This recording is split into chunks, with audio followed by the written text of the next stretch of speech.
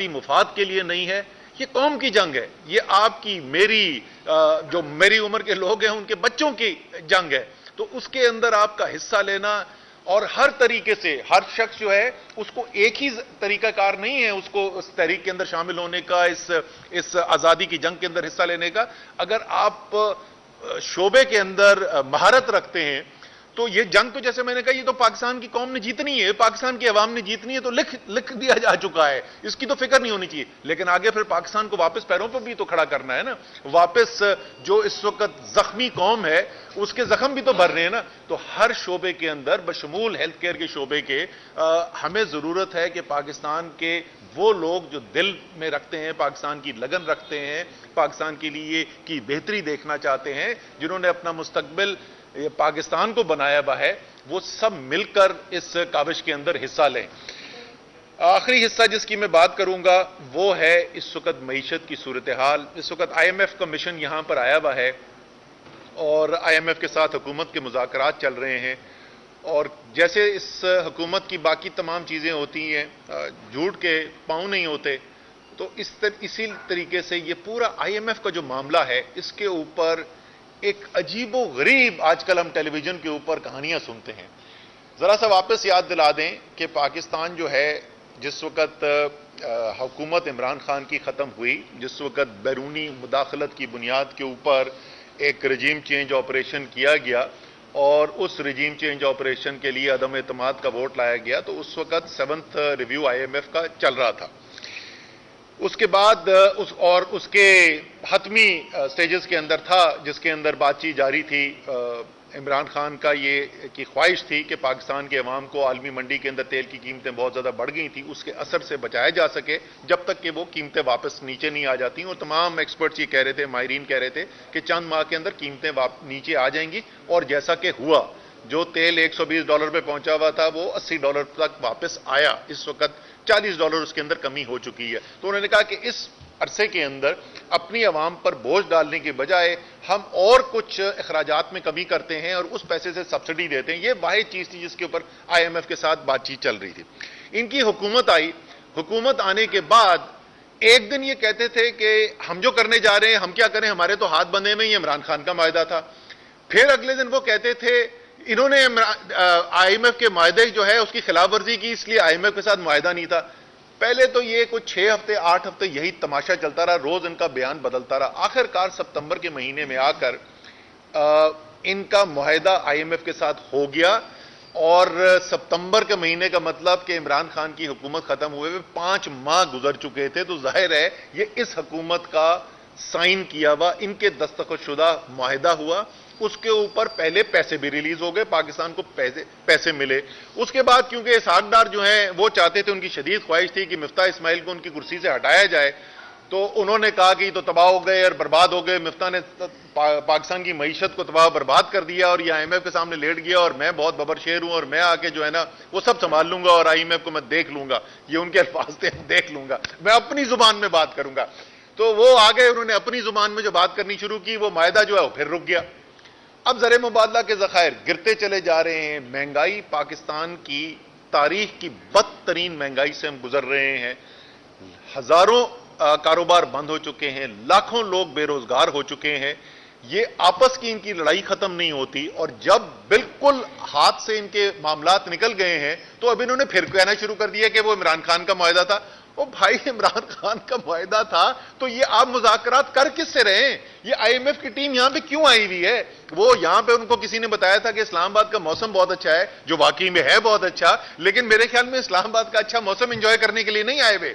I am F کی team یہاں پہ آئی ہوئی ہے حکومت کے ساتھ معاہدے کی نیگوسیشنز کرنے کے لیے. تو اگر معاہدہ پرانا عمران خان کا تو نیگوسیشن ہو کس بات پہ رہی ہیں؟ تو خدا کا واسطہ جھوٹ بولنا چھوڑ دیں. یہ آپ کو بھی پتا ہے، ساری قوم کو پتا ہے، آپ کے بس کی بات نہیں ہے اس ملک کو اس مشکل وقت سے نکالنا.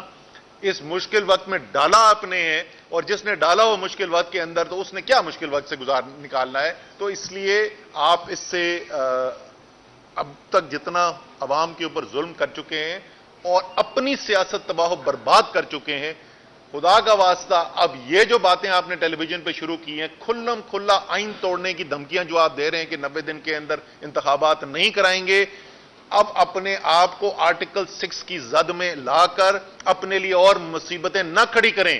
مجھے یقین ہے پاکستان کی عدلیہ آئین کی دفاع کرے گی، اور لاہور ہائی کورٹ اور پشاور ہائی کورٹ کے اندر کیسز ہیں، مجھے یقین ہے کہ ان کا فیصلہ ایک فیصلہ چل سکتا ہے۔ لاہور ہائی کورٹ میں تو آرڈرز کے اندر بالکل واضح لکھ دیا ہر صورت میں الیکشن 90 دن کے اندر اندر ہونا ہے، تو الیکشن کی تیاری کریں۔ ہمیں پتہ ہے کہ آپ کو مار اس دفعہ انشاءاللہ تعالی پاکستان کی قوم سے بے تحاشا پڑنی ہے جو آپ نے ملک کے ساتھ کیا ہے، لیکن اس کے باوجود آپ کے پاس اور کوئی راستہ نہیں ہے، تو اس لیے آئین توڑنے کی باتیں چھوڑ دیں اور الیکشن کی تیاری کریں، میدان کے اندر آئیں۔ بہت بہت شکریہ۔ سر، الیکشن نہ ہونے کی وجہ سے معاشی صورتحال خراب ہے، یہ ایسا نہیں ہے کہ معاشی صورتحال جو ہے وہ خود بخود خراب ہو گئی۔ دو مختلف قسم کے وجوہات ہوتی ہیں جن کی وجہ سے معاشی صورتحال خراب ہو سکتی ہے، یا تو قدرتی آفات آتی ہیں یا کوئی بیرونی ایسی صورتحال پیدا ہو جاتی ہے جس کے اندر ایک اچھی بلی چلتی ہوئی معیشت جو ہے وہ خرابی کا شکار ہو جاتی ہے۔ یہاں پر آپ کی معیشت جو ہے وہ 6% سے اس میں اضافہ ہو رہا تھا، آپ کی صنعتوں کے اندر 12% کا اضافہ ہو رہا تھا، آپ کی زراعت کے اندر 5 میں سے 4 فصلوں میں ریکارڈ فصلیں ہو رہی تھیں، آپ کی آئی ٹی کی ایکسپورٹ جو ہے وہ 35% ایک سال، 43% ایک سال ان میں اضافہ ہو رہا تھا، آپ کی ترسیلات زر کے اندر تیزی سے اضافہ ہو رہا تھا، آپ کی برآمدات کے اندر تیزی سے اضافہ ہو رہا تھا۔ خرابی آئی جس وقت آپ نے سیاست کے اندر انتشار پیدا کیا، بیرونی مداخلت ہوئی، رجیم چینج آپریشن ہوا، تو جو خرابی سیاست سے پیدا ہوئی ہے وہ سیاسی معاملہ ٹھیک کیے بغیر کبھی بھی ٹھیک نہیں ہو سکتی، آپ مزید کھائی میں گرتے چلے جائیں گے۔ سو الیکشن واحد حل ہے۔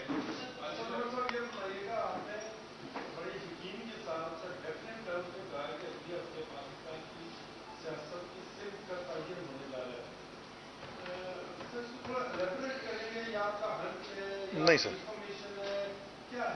نہ میرا ہنچ ہے نہ میری انفارمیشن ہے، یہ میری بڑی سادہ ایک پاکستان کے آئین کا طالب علم ہونے کی وجہ سے میں یہ کہہ رہا ہوں، کیونکہ انہوں نے پوری کوشش کر لی کہ کسی طریقے سے عوام یہ فیصلہ نہ کر سکیں کہ ملک کو کدھر لے کر جانا ہے، لیکن جو فیصلہ کیا گیا خیبر پختونخوا پنجاب اسمبلیوں کو تحلیل کرنے کا، پہلے انہوں نے کہا کہ یہ ووٹ پورے نہیں کر سکیں گے، وہ 186 پورے ہو گئے، پھر انہوں نے کہا پرویز الہی نہیں تحلیل کرے گا، پرویز الہی نے تحلیل کر دی، اسمبلی خیبر پختونخوا تحلیل ہو گئی۔ اب وہ یہ کہہ رہے ہیں کہ ہم الیکشن کروانے نہیں دیں گے، یہ ہمیں پتا تھا کہ انہوں نے یہی کرنا ہے۔ ہم اپنی پٹیشن لے کے ہائی کورٹس میں چلے گئے، لاہور ہائی کورٹ میں 2 دفعہ ہیئرنگ ہو چکی ہے، پشاور ہائی کورٹ میں آج پہلی ہیئرنگ تھی، اور تھرسڈے کو جمعرات کے دن، پرسوں کے دن لاہور ہائی کورٹ کے اندر تیسری ہیئرنگ ہونی ہے۔ جیسے جج صاحب نے خود کہا تھا پچھلی دفعہ، اس میں کوئی بڑا آئینی سوال موجود نہیں ہے، واضح حقائق ہیں، تو انشاءاللہ تعالی یہ اس ہفتے کے آخر تک، وہ تو جج صاحب فیصلہ کریں گے کس دن انہوں نے ججمنٹ لکھنی ہے، لیکن لگتا ہے ایسے ہے کہ اس ہفتے کے آخر تک یہ فیصلہ آ جائے گا کہ پنجاب الیکشن کی طرف جا رہا ہے، اگلے ہفتے کے پی کے الیکشن کی اناؤنسمنٹ آ جانی ہے، اور جیسے ہی پاکستان اس الیکشن کی طرف جائے گا تو پاکستان اب اس راستے پہ پہلے اپنے قدم لے لے گا کہ ایک آزاد، حقیقی طور پہ آزاد پاکستان، جہاں پہ حاکمیت اللہ کی ہے، لیکن اس اللہ کی حاکمیت کو صرف اور صرف پاکستان کے عوام کے ذریعے پاکستان میں فیصلے کیے جائیں گے، کسی اور کو یہ اختیار نہیں ہوگا۔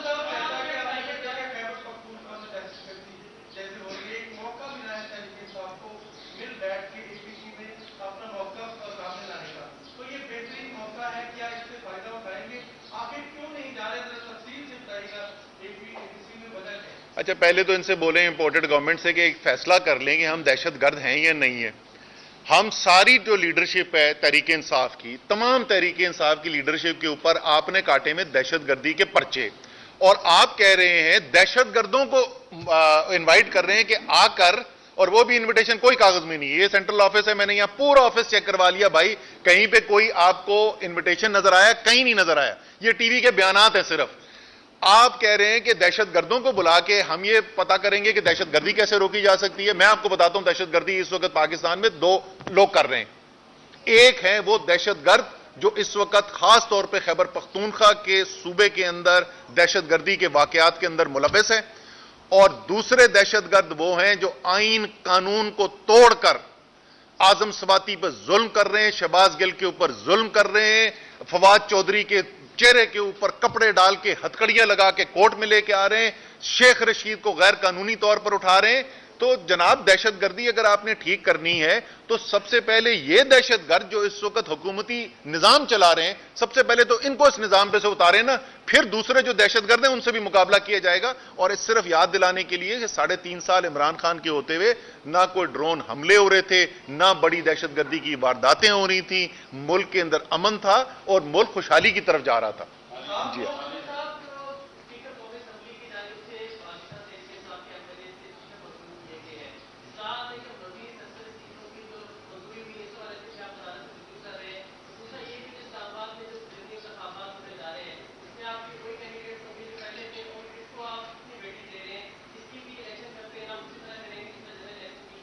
اچھا, دوسرے والا جو آپ کا سوال ہے کہ اسلام آباد میں کیا کینڈیڈیٹس وہی ہوں گے, جی وہی 3 کینڈیڈیٹس ہوں گے. ابھی میں 2 بجے جاؤں گا اپنے کاغذات جمع کرانے کے لیے, اور بڑی مشکل سے کسی الیکشن میں آئے.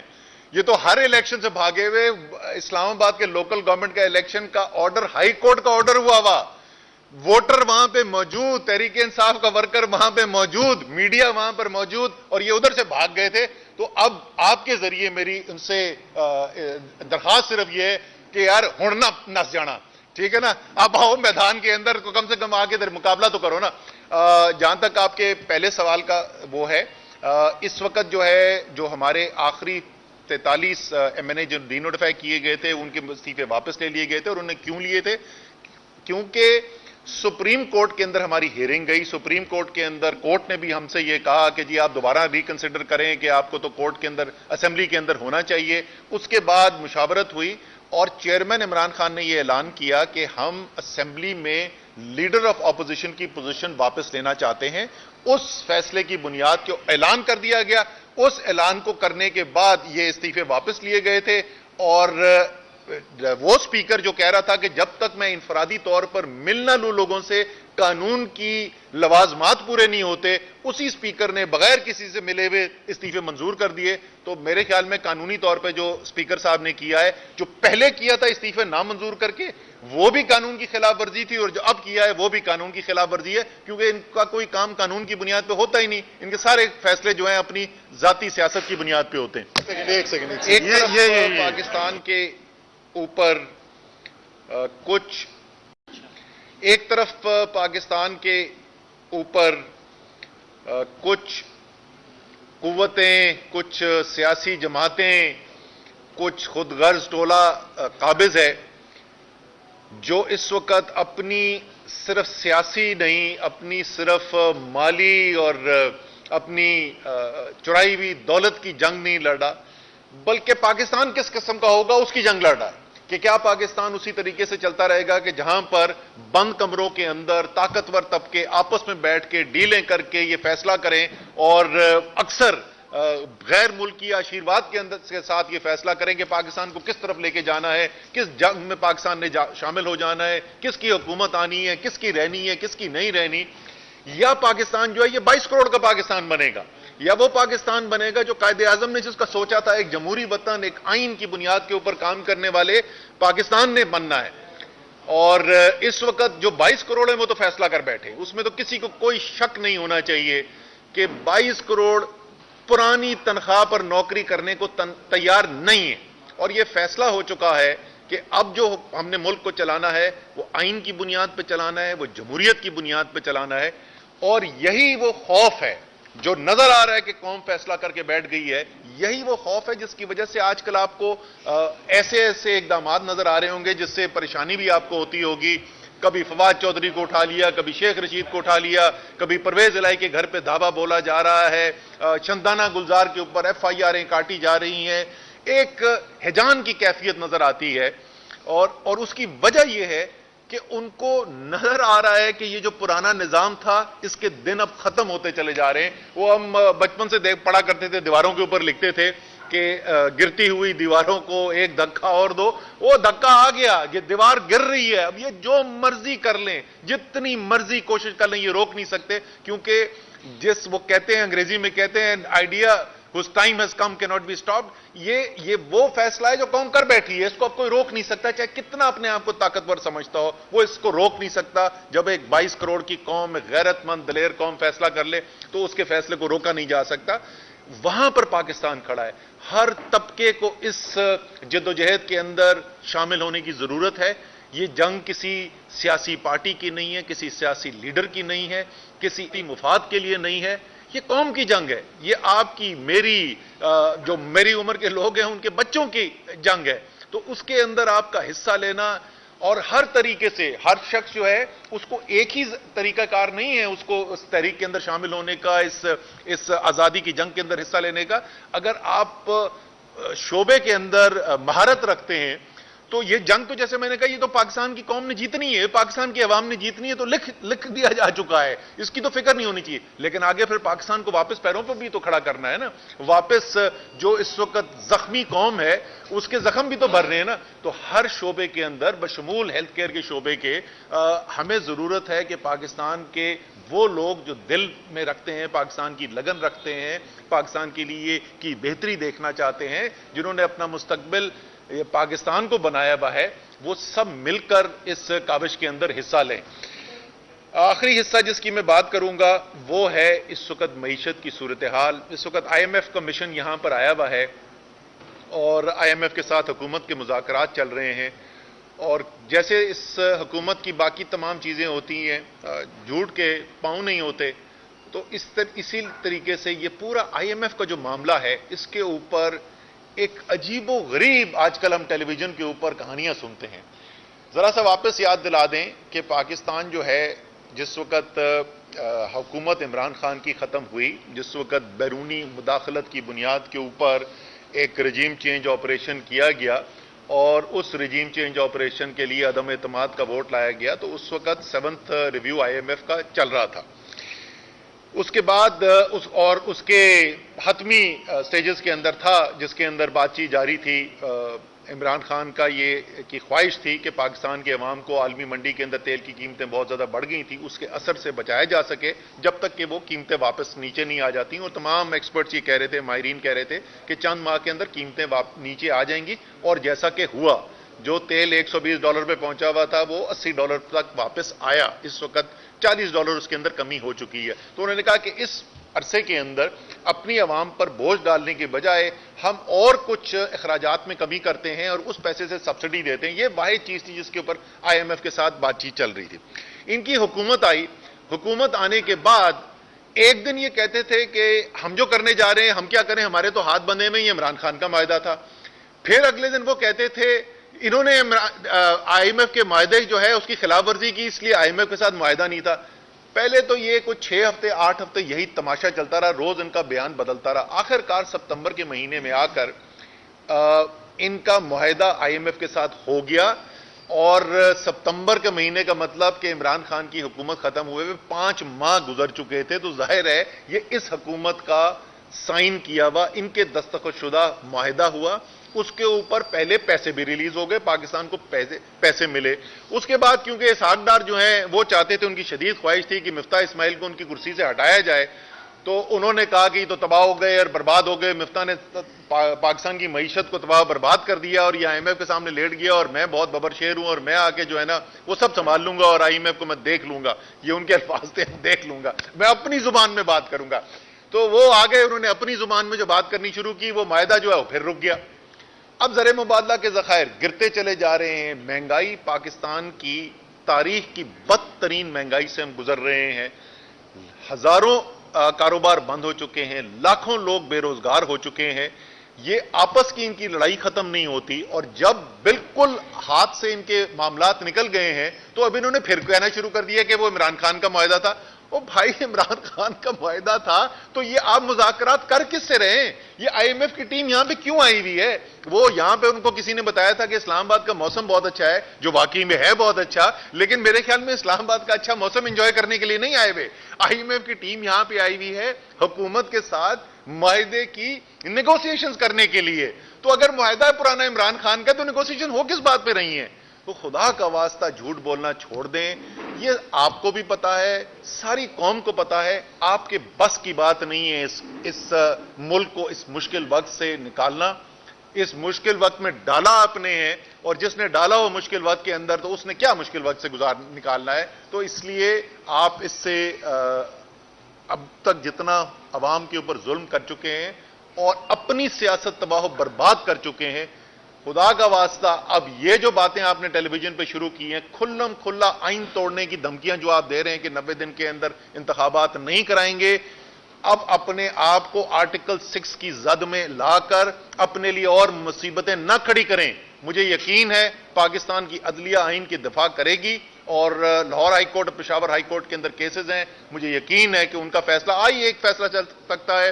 لاہور ہائی کورٹ میں تو آرڈرز کے اندر بالکل واضح لکھ دیا ہر صورت میں الیکشن 90 دن کے اندر اندر ہونا ہے. تو الیکشن کی تیاری کریں. ہمیں پتا ہے کہ آپ کو مار اس دفعہ انشاءاللہ تعالی پاکستان کی قوم سے بے تحاشا پڑنی ہے جو آپ نے ملک کے ساتھ کیا ہے, لیکن اس کے باوجود آپ کے پاس اور کوئی راستہ نہیں ہے. تو اس لیے آئین توڑنے کی باتیں چھوڑ دیں اور الیکشن کی تیاری کریں, میدان کے اندر آئیں. بہت بہت شکریہ. سر, الیکشن نہ ہونے کی وجہ سے معاشی صورتحال خراب ہے. یہ ایسا نہیں ہے کہ معاشی صورتحال جو ہے وہ خود بخود خراب ہو گئی. دو مختلف قسم کے وجوہات ہوتی ہیں جن کی وجہ سے معاشی صورتحال خراب ہو سکتی ہے. یا تو قدرتی آفات آتی ہیں, یا کوئی بیرونی ایسی صورتحال پیدا ہو جاتی ہے جس کے اندر ایک اچھی بلی چلتی ہوئی معیشت جو ہے وہ خرابی کا شکار ہو جاتی ہے. یہاں پر آپ کی معیشت جو ہے وہ 6% سے اس میں اضافہ ہو رہا تھا, آپ کی صنعتوں کے اندر 12% کا اضافہ ہو رہا تھا, آپ کی زراعت کے اندر 5 میں سے 4 فصلوں میں ریکارڈ فصلیں ہو رہی تھیں, آپ کی آئی ٹی کی ایکسپورٹ جو ہے وہ 35% ایک سال, 43% ایک سال ان میں اضافہ ہو رہا تھا, آپ کی ترسیلات زر کے اندر تیزی سے اضافہ ہو رہا تھا, آپ کی برآمدات کے اندر تیزی سے اضافہ ہو رہا تھا. خرابی آئی جس وقت آپ نے سیاست کے اندر انتشار پیدا کیا, بیرونی مداخلت ہوئی, رجیم چینج آپریشن ہوا. تو جو خرابی سیاست سے پیدا ہوئی ہے وہ سیاسی معاملہ ٹھیک کیے بغیر کبھی بھی ٹھیک نہیں ہو سکتی. آپ مزید کھائی میں گرتے چلے جائیں گے. سو الیکشن واحد حل ہے.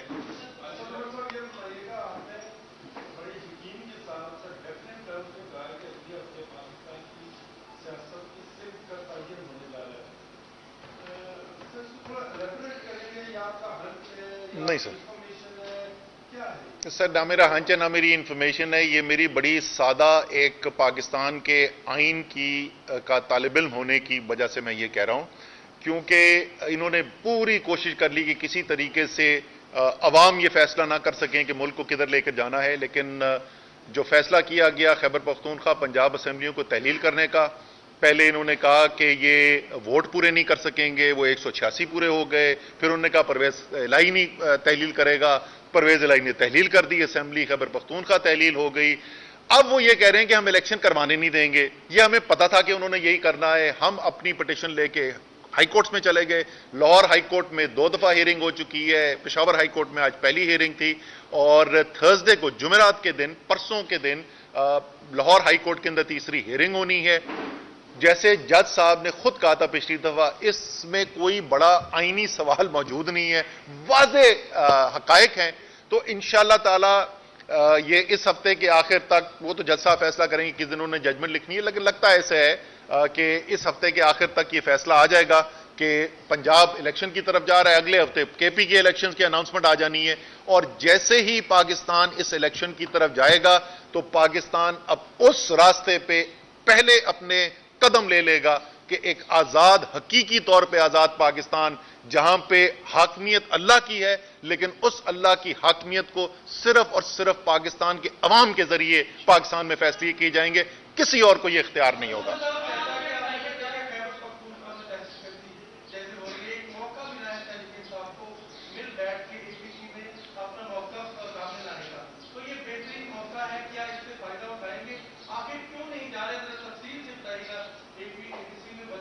اچھا, پہلے تو ان سے بولیں امپورٹڈ گورنمنٹ سے کہ ایک فیصلہ کر لیں کہ ہم دہشت گرد ہیں یا نہیں ہیں.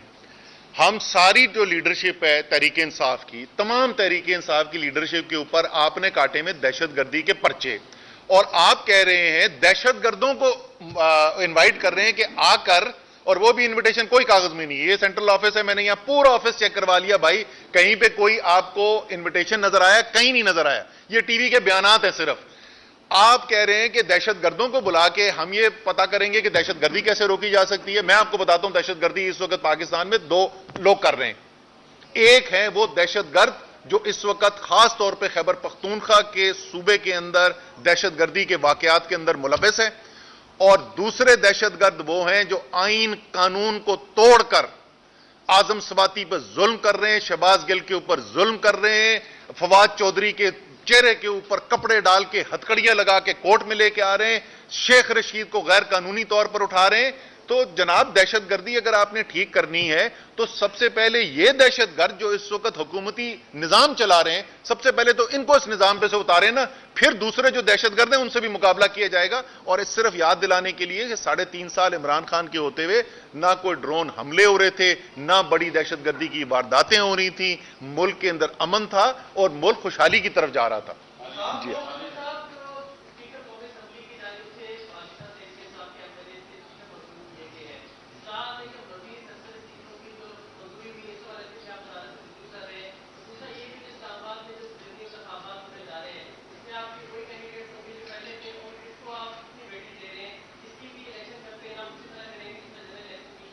अच्छा, दूसरे वाला जो आपका सवाल है कि इस्लामाबाद में क्या कैंडिडेट्स वही होंगे? जी वही 3 कैंडिडेट्स होंगे। अभी मैं 2 बजे जाऊंगा अपने कागजात जमा कराने के लिए, और बड़ी मुश्किल से किसी इलेक्शन में आए। ये तो हर इलेक्शन से भागे हुए। इस्लामाबाद के लोकल गवर्नमेंट का इलेक्शन का ऑर्डर, हाई कोर्ट का ऑर्डर हुआ, वोटर वहां पे मौजूद, तहरीक इंसाफ का वर्कर वहां पे मौजूद, मीडिया वहां पर मौजूद, और ये उधर से भाग गए थे। तो अब आपके जरिए मेरी उनसे दरखास्त सिर्फ ये है कि यार हुण ना नस जाना, ठीक है ना, आप आओ मैदान के अंदर, कम से कम आके मुकाबला तो करो ना। जहां तक आपके पहले सवाल का वो है, इस वक्त जो है, जो हमारे आखिरी 43 MNA जो डिनोटिफाई किए गए थे, उनके इस्तीफे वापस ले लिए गए थे। और उन्हें क्यों लिए थे? क्योंकि सुप्रीम कोर्ट के अंदर हमारी हियरिंग गई। सुप्रीम कोर्ट के अंदर कोर्ट ने भी हमसे यह कहा कि जी आप दोबारा रिकंसिडर करें कि आपको तो कोर्ट के अंदर, असेंबली के अंदर होना चाहिए। उसके बाद मुशावरत हुई और चेयरमैन इमरान खान ने यह ऐलान किया कि हम असेंबली में लीडर ऑफ ऑपोजिशन की पोजीशन वापस लेना चाहते हैं। उस फैसले की बुनियाद को ऐलान कर दिया गया। उस ऐलान को करने के बाद ये इस्तीफे वापस लिए गए थे, और वो स्पीकर जो कह रहा था कि जब तक मैं इंफरादी तौर पर मिल ना लूं लोगों से, कानून की लवाजमात पूरे नहीं होते, उसी स्पीकर ने बगैर किसी से मिले हुए इस्तीफे मंजूर कर दिए। तो मेरे ख्याल में कानूनी तौर पे जो स्पीकर साहब ने किया है, जो पहले किया था इस्तीफे नामंजूर करके, वो भी कानून की खिलाफ वर्जी थी, और जो अब किया है वो भी कानून की खिलाफ वर्जी है, क्योंकि इनका कोई काम कानून की बुनियाद पे होता ही नहीं। इनके सारे फैसले जो हैं अपनी जाती सियासत की बुनियाद पे होते हैं।